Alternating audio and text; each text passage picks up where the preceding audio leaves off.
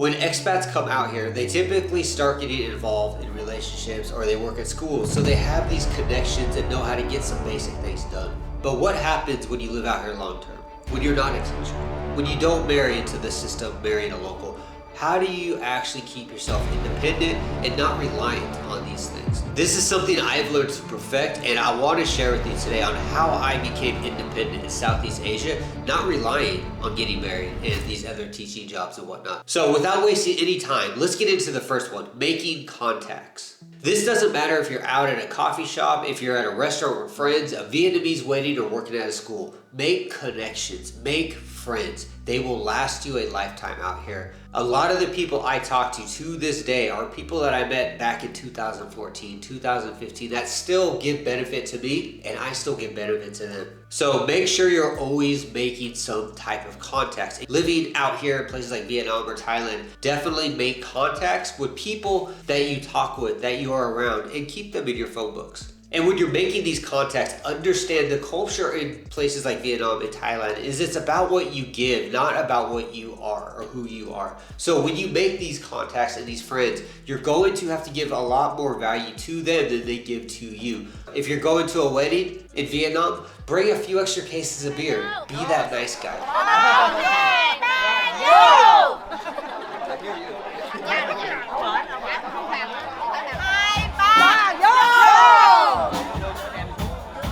The next one is mastering the language. I've always talked about if you come to Vietnam or Thailand, learn about the vocabulary and speaking if you're going to go to a market, because that'll allow you to communicate with the locals and get the basic stuff done. But if you're going to stay here long term, you're going to have to step that game up. For me, living in Vietnam, I learned the legal vocabulary. I learned business vocabulary. I learned how to interact in these situations that goes way beyond a street market. And this was something that I needed to do to maintain and improve these types of contacts that I've had. So learn more of the language relative to what you're actually doing. If you're becoming a teacher, getting into management, learn those management vocabularies and learn the culture around the education system. So you are way more valuable than the counterparts out here. And this will allow you to keep these connections long term. So down the road, if you need a hand, you need help, these are the people you're going to talk to. And while you're on that track of learning the language, this is going to take us to number 3, learning the system itself. You need to understand how the country functions. You cannot come here thinking it's America or Canada or the UK and try to follow those same processes. And this isn't just limited to government paperwork, work permits,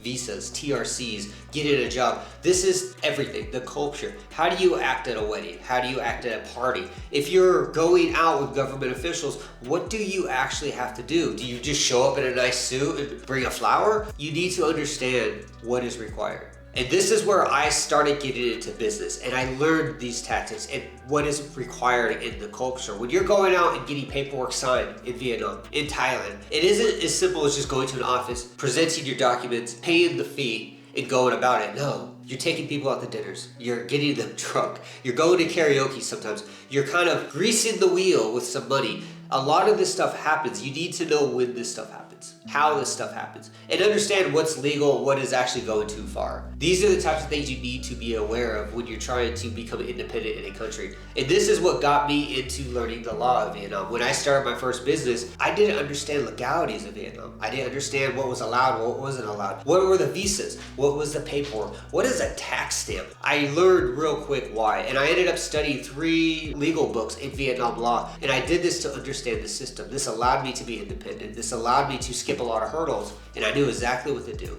and how to do it. So when you are out here, no matter what you're doing independently, learn the system that's relative to you. If you're just living in a farm town and you're just retired and you don't care, you don't want to do anything, at least understand what the community requires of you. If you're going to get married out here, learn the legalities of what that means for you. And on top of that, whatever country you're from, learn what your embassy can do for you. A lot of these embassies can't do anything for you. If you come out to Vietnam and start getting drunk and fighting people, the US embassy is not going to save you. You've broken laws in a country. America is not going to step out of their way to pull you out of an international issue. So make sure you understand what your embassy does. And the best part about learning these systems is it gets you off of agents. I've always told you guys, if you're getting a job, getting an apartment, all this stuff, avoid dealing with agents. There's a reason why I say this. I understand the process. I understand what agents actually do. And I understand the extra pays, the fees, and the nonsense that goes on. When you learn the system, you start really getting under this. And it benefits you and allows you a better life out here. So learn the system you're in. The next one is digging into the culture. You need to understand the culture of the country you're in. Just because you're here as a foreigner doesn't mean you're going to get away with stuff like you used to. Being a tourist out here, you can mess up on Chinese New Year. You could step on the wrong piece of paper. You could accidentally walk on a road you shouldn't be. You could walk into a temple with your shoes on by mistake and say, oh, I'm so sorry. But after years of being here, you're not going to get that excuse anymore. People are going to know you should understand this stuff. They're going to expect you to speak the language. So while you're out here, start learning the culture. In the first year, you probably don't have to worry about a lot of this stuff. Just kind of go with it and pick things up as you go. But once you start hitting that second, that third, that fourth year, and most definitely that fifth year living in one of these countries, understanding these culture norms will allow you to feel a lot less stressed about stuff. Why are people throwing trash on the ground? Why do people pee on everything? Why is everyone honking at everything? Why do we drive on sidewalks? I thought I'd share with you what Hanoi looks like the day before TED. It's kind of busy, everybody's trying to leave town, and everybody's peeing on everything.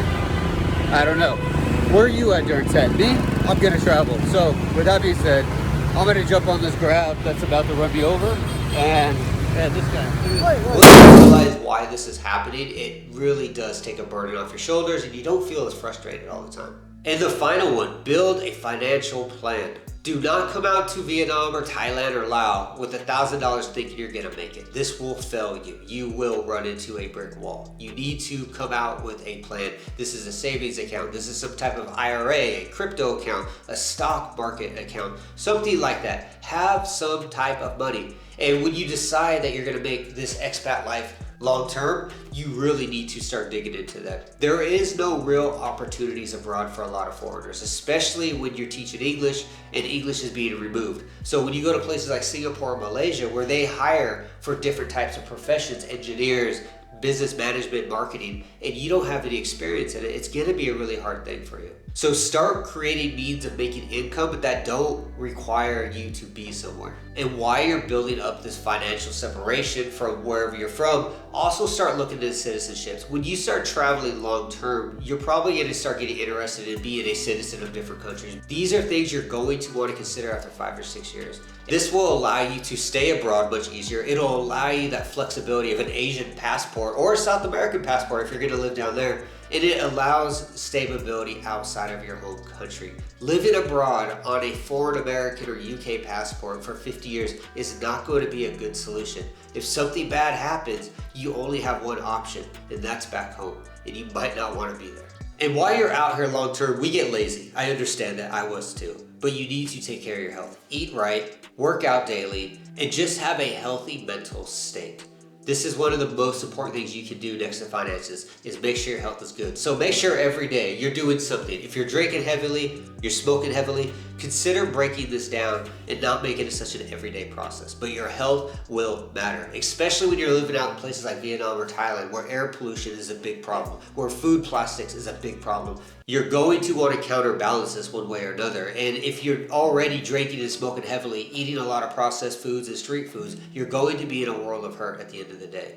So take care of your health. And while you're maintaining your health, keep a journal every day. Write down what you did and just keep this going forever. I have a Notion journey. I've been writing in that thing for like the last 8 years. Every day I write down what I did, what I accomplished. And this allows me to reflect on what I've done from day one. The first few months living in Vietnam, my journals were just partying, having fun, waking up confused. The journals that I've written these last 3 years have been about closing deals, making investment deals, traveling to different countries, learning a new language, achieving a goal. And having these reflections allows me to keep improving. So make sure you have a 3-year goal, most definitely. We talk about this in a members group all the time, but keep a daily journal of just basic things that you do so you can keep track of what you're doing. Coming out to Asia for 10 years can go very fast. Time flies when you're having fun. So make sure you're tracking what you're doing so you can keep yourself independent and safe. And if you do start seeing yourself slip down, you can at least stop this and start fixing the problem. And the final thing about staying independent when you're living abroad, become part of the community, the culture. Learn the language, learn the rules,